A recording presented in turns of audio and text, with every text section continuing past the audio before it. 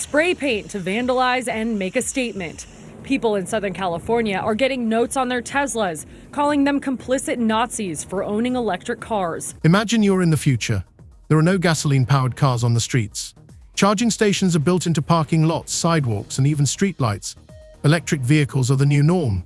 And in this future, it would seem that there is no other leader than Tesla. But in 2025, something happened that changed the whole picture.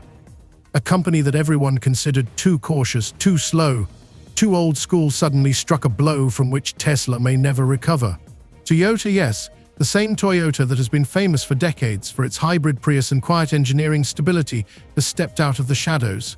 And it hasn't just come out with a new electric car, but with technology that could wipe out all of Tesla's advantages in one fell swoop. We've accomplished more in 43 days than most administrations accomplished in 4 years or 8 years, and we are just getting started. He praised all the domestic actions he has taken so far on immigration. And I deployed the U.S. military and border patrol to repel the invasion of our country. And spending cuts. We are draining the swamp. It's very simple. While Elon Musk was struggling with lithium supply disruptions and battery overheating, Toyota's laboratories were already testing a new generation of solid-state batteries. These batteries charge in 7 minutes, and they offer twice the range of the Model S Plaid. You might say it's science fiction, but it's already a reality. Toyota quietly signed contracts with mines in Australia, invested in cobalt and nickel processing, and built up its logistics. While Tesla was giving high-profile presentations and building factories in Texas and Berlin, Toyota was building infrastructure. No fuss, no fanfare, but with a plan for decades to come.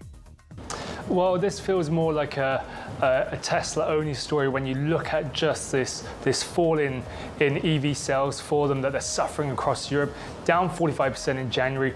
The wider EV market in Europe up 37%, so rivals are catching up and performing. And now, in mid-2025, the moment of truth has arrived. At an exhibition in Osaka, Toyota unveiled a concept that literally paralyzed its Western competitors: an electric car with a range of 1,200 kilometers, operating at temperatures ranging from -40 to 60 degrees Celsius, and charging from a household outlet in 15 minutes. Does that help Tesla? I mean, you had Tim Waltz, who's a huge jerk, But that's not all. Toyota introduced a new system of charging stations, compact, inexpensive, and installable in literally 48 hours anywhere. Shopping centers, office parking lots, even residential neighborhoods. This means that the future charging network will not take years to build, it is already being built. After Trump imposed those sweeping 25% tariffs on aluminum and steel imports, the European Union retaliating with tariffs on up to $28 billion of U.S. goods. Trump making it clear this isn't over, vowing to respond in kind with sweeping retaliatory tariffs early next month. They're doing what they should be doing, perhaps, for the European Union, but it does create ill will. And as you know, we're going to be doing reciprocal tariffs. So whatever they charge us, we're charging them. Canada also striking back with new tariffs on $20 billion worth of U.S. goods, mostly steel and aluminum, but also computers and sporting goods. While analysts argue about whether Tesla can maintain its market share and investors nervously watch stock fluctuations, Toyota is simply doing its job. Cool, precise, fast. As you watch this video, the first 1,000 sets of charging station equipment are being unloaded at a depot in Oklahoma. And in Africa, rare earth metal mining is starting under contract to Toyota. Tesla may still be a symbol of innovation, but its leadership is no longer obvious. And the question is no longer who will win, but how quickly Tesla will start to fall behind. Everything has changed. And now you're about to see exactly how. running around on stage with a Tesla stock price, where the stock price had gone in half. And he was overjoyed. What an evil thing to do. What a creep, what a jerk. Like who derives joy? When Tesla unveiled its first mass-market electric car in the early 2010s, the industry laughed. Electric cars were then a strange niche, with weak batteries and minimal range. But Elon Musk bet everything on it and won. He offered not just a car, but a philosophy. Tesla became a symbol of technological innovation, a challenge to the oil economy and a major player in the new energy era. In just a few years, the company went from a small startup to a global giant with a market capitalization in the billions and an army of loyal fans. The success of the Model S, followed by the Model X and the popularity of the affordable Model 3, all reinforced Tesla's status as the undisputed leader. At that time, no other automaker could keep up with Musk's growth rate, technological solutions, and scale of ambition. Each new model was met with applause. Each tweet caused the stock market to crash or soar. The creation of a network of supercharging stations, the launch of autopilot technology, and over-the-air updates all made Tesla a company that doesn't just build cars, but moves time forward. Well, you will hear people over in Europe say the new Model Y, the Juniper, could be a difference maker, but that's been in that market now for more than a month. And you would think that you would see a greater snapback if it's going to be a difference maker. Look, we could be wrong. It could be a difference maker once you get the sales for April, May, and June. But when you have a country like Norway, I think the sales were down something like 11% there. I mean, that's a very savvy EV consumer in Norway. And that's long been a strength for Tesla. Very small market, not huge volume, but I think almost all of the vehicles they sell there are electric. And they embraced Tesla long before others. And, you know, the reports there are not encouraging. Against this backdrop of success, competitors seemed clumsy. Traditional auto giants were slow to react, cautiously testing their electric vehicles, but looking outdated. Toyota was one such company. Its Prius was the first truly mass-market hybrid, but Toyota itself remained a sideline observer in the electric vehicle race. It was betting on hybrids and hydrogen, while the entire market was confidently following Tesla's lithium-ion batteries. Analysts regularly criticized the Japanese for their conservatism, calling their approach slow suicide. Even within Toyota itself, there was internal tension. Some top managers insisted on maintaining the current course, while others secretly invested in research into solid-state batteries, but were afraid of open conflict with the company's overall strategy. I mean, the things that he's doing is not trying to make America better. He's ruining our infrastructure, every department in our government he's ruining, and he's right now destroying our economy. He's taken away all of our allies. We're a pariah in the world. Meanwhile, Tesla continued to take off. In 2023, the Model S Plaid accelerated to 100 km in a record 1.99 seconds, becoming a new symbol of technological superiority. By that time, the company already had factories on 3 continents, was developing its own chip for autopilot, and had a unique operating system for cars. It began to seem that Tesla was impossible to catch up with. No one could challenge it in software engineering or in the level of production automation. Even temporary difficulties, such as delays in battery deliveries or negative publicity about autopilot problems, were seen as inevitable bumps in the road for a pioneer. At every appearance, Musk promised new breakthroughs in 2024. He announced the start of work on robotaxis and the release of a new generation of batteries with increased energy density. Everything was going according to plan. 371, most were saying 350 to 360. Now they're coming in at 336,068, production of 362,615. So for some point of reference here, you're going back to Q2, maybe Q1 of 2022 in terms of the last time that they had production this or deliveries this low for one quarter. So again, Tesla deliveries worse than expected at just over 336,000 deliveries in the first quarter. Guys, I'll send it back to you. That's horrible. Can I just ask Phil, how about the Cybertruck? How's that doing? You got a little inventory there in the Cybertruck? But it was at this moment, at the height of global admiration, that fatigue began to set in.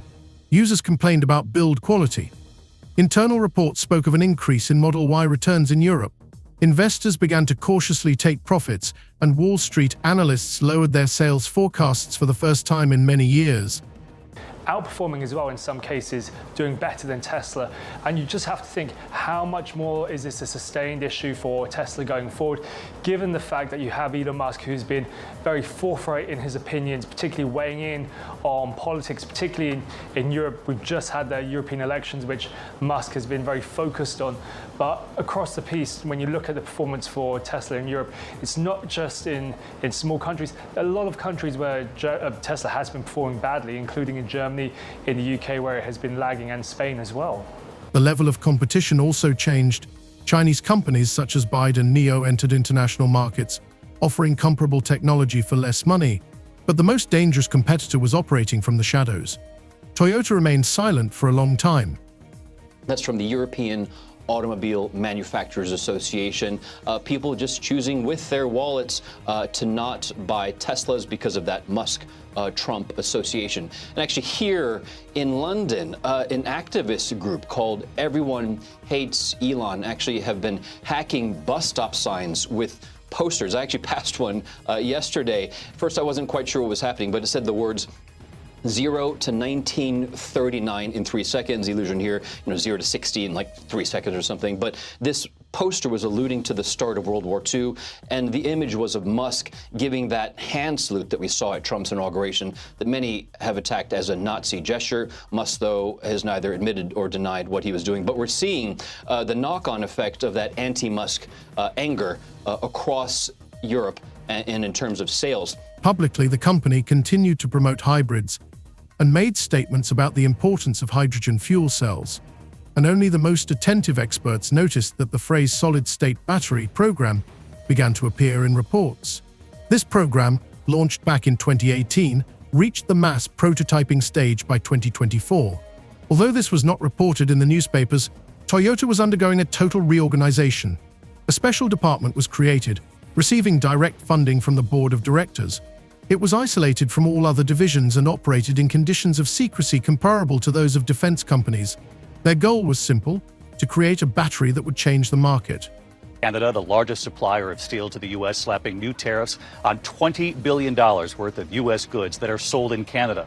And the 27 countries of the European Union imposing retaliatory tariffs on up to $28 billion worth of U.S. goods sold in Europe, including Harley-Davidson motorcycles and Kentucky bourbon. President Trump with the Irish Prime Minister visiting the White House today. The president suggesting his tariffs won't stop here, saying, "Of course, I'm going to respond." And tonight, right here, the new poll showing 56% of Americans disapprove of President Trump's handling of the economy. The number's even worse now on the president's tariffs. In January 2025, at a closed presentation in Nagoya, Toyota unveiled a prototype of a new electric car, a sedan with a solid-state battery that could be charged in 7 minutes and had a range of 1,200 kilometers. Leaks about the event immediately made their way into the American press. At first, no one believed it. But when Bloomberg gained access to Toyota's internal reports and confirmed the start of road tests, it became clear that Tesla was no longer the sole leader. Toyota had not just caught up, it had leaped over a stage of development that had taken Musk more than 10 years to reach. Hey Diane, this investigation really just beginning, and one of the key elements will of course be the surveillance video, and investigators potentially have a lot of it to work with as they try to figure out what caused this fire. We know that surveillance footage has been turned over, including video from each of the cars, which could prove vital to understanding what happened here, because each vehicle has its own camera system that works even when the car is off, and 16 cars burned in this fire.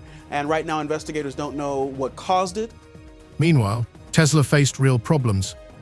Internal documents published by journalists at The Information pointed to serious difficulties with prototypes of their own solid-state batteries. Reports describe cases of overheating, cell explosions on test benches, and degradation during sudden temperature changes. According to unconfirmed reports, one of the prototypes literally melted at a temperature of 55 degrees during tests in the Mojave Desert. This was not just a technical setback, it was a blow to the company's reputation as a leader in battery technology. While Toyota was testing cars in the Sahara and Yakutia, Tesla was postponing each new generation of batteries, facing the limitations of previous solutions. Back to the White House, that has been fueling this anger, this frustration. Some even say disgust towards Musk, and they're taking it out on Tesla. Tesla now feeling the pain. But because of what's happening here in Europe, Tesla sales fell by nearly half across the continent just last month, 45%. Against this backdrop, Toyota continued to move forward. By the summer of 2025, the company had launched a line of compact charging stations under the Pulse Grid brand. Unlike Tesla's bulky supercharging stations, each of these units could be installed in 48 hours, took up half the space, did not require high-voltage cables, and operated on an adaptive combined system consisting of a solar panel, a storage unit, and a connection to the city grid.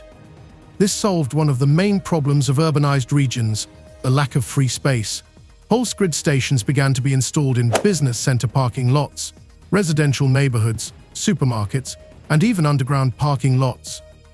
By the end of the year, more than 12,000 such stations were already in operation in Japan, South Korea, Indonesia, and Southern Europe. Over the last couple of months. But the other thing that this could potentially be is an attempt at readjustment or correction by the Trump administration, in that one of Trump's closest kind of allies and supporters, and someone who's clearly very influential in the administration, is coming out to kind of push back against the recently implemented policies. So I'm thinking, or maybe hopeful is the right word, that this might be a signal that the administration is considering walking back some of those policies. In the US, Toyota went even further. A memorandum was signed with energy company Dominion Energy to create infrastructure in Virginia, North Carolina, and Georgia. This move was an unexpected blow to Tesla, as these states were home to one of Musk's densest networks of supercharging stations. Analysts saw this not just as expansion, but as full-fledged competition on Tesla's home turf. Moreover, Toyota turned to a decentralized model for the first time. Instead of large charging hubs, there would be thousands of small ones. This made the system less vulnerable, faster to scale, and cheaper to install. But they are not ruling out the possibility that this was arson. At the same time, as you just mentioned, there are groups that have been organizing ongoing and peaceful protests at Tesla dealerships around the world. These demonstrations targeting Elon Musk and his affiliation with the Trump administration. Italy's prime minister is said to be close friends with Musk, and there were reports that Teslas have been vandalized in her hometown in Italy. Diane. As a result, Toyota developed a complete infrastructure vertical.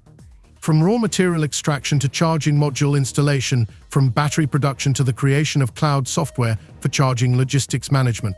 Everything worked within the ecosystem. And that was the moment that turned the market upside down. People no longer chose just a car. They chose a network, a sustainable, affordable, and easy-to-use network.